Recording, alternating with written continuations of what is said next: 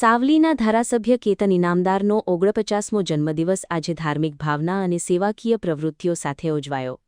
જન્મદિવસ નિમિત્તે સાવલીના સુપ્રસિદ્ધ ભીમનાથ મહાદેવ મંદિર ખાતે કેતન ઇનામદારે સહપરિવાર પૂજા અર્ચના અને આરતી કરી ભગવાન ભોળેનાથના આશીર્વાદ મેળવ્યા. આ પ્રસંગે માતૃશ્રીના ચરણ સ્પર્શ કરી આશીર્વાદ લીધા બાદ જન્મદિવસની શુભેચ્છા પાઠવવા મોટી સંખ્યામાં આવેલા ચાહકો અને શુભેચ્છકોનું કેતન ઇનામદારે અભિવાદન સ્વીકાર્યું. સાવલી નગરના મુખ્ય માર્ગો પર પણ ધારાસભ્યને જન્મદિવસની શુભેચ્છા પાઠવતા અનેક હોર્ડિંગ્સ લગાવવામાં આવ્યા હતા. 1 ઓગસ્ટના રોજ મારા મોટાભાઈ શ્રી સાવલી ધારાસભ્ય કેતનભાઈ ઇનામદારના જન્મદિવસ નિમિત્તે અમે ભીમનાથ મંદિરે જે પ્રસાદીનું આયોજન અને બ્લડ ડોનેશન કેમ્પનું આયોજન કરેલું હતું, પણ વરસાદના કારણે આ વસ્તુ ડોનેશન કેમ્પ અને મોકૂફ રાખવામાં આવ્યો છે.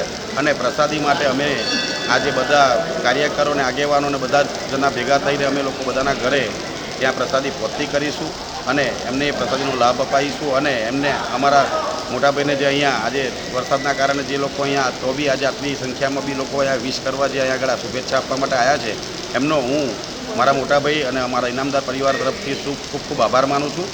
દર વર્ષની જેમ આ વર્ષે પણ જન્મદિવસ નિમિત્તે બ્લડ ડોનેશન કેમ્પ, શાળાના વિદ્યાર્થીઓને ભેટ અને મહાપ્રસાદ સહિતના વિવિધ કાર્યક્રમોનું આયોજન કરવામાં આવ્યું હતું.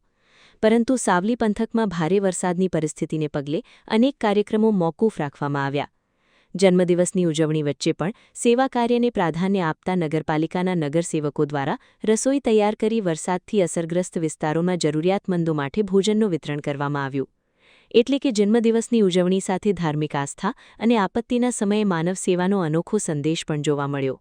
સાવલીના લોકપ્રિય અને લોકલાડીલા ધારાસભ્ય શ્રી કેતનભાઈ ઇનામદારના 49મા જન્મદિવસ નિમિત્તે જે પ્રજાની જોડે હર હંમેશ સેવા માટે જોડાયેલા રહે છે અને પ્રજાની સેવા કરવા માટે તત્પર એવા ધારાસભ્યશ્રી દ્વારા આજે જરૂરિયાતમંદોને અને જે લોકો નીચાણવાળા વિસ્તારોમાં રહે છે ત્યાં જ જમણવાર તથા ફૂડ પેકેટ પહોંચાડવાનું તેમના જન્મદિવસ નિમિત્તે આયોજન કરેલ છે.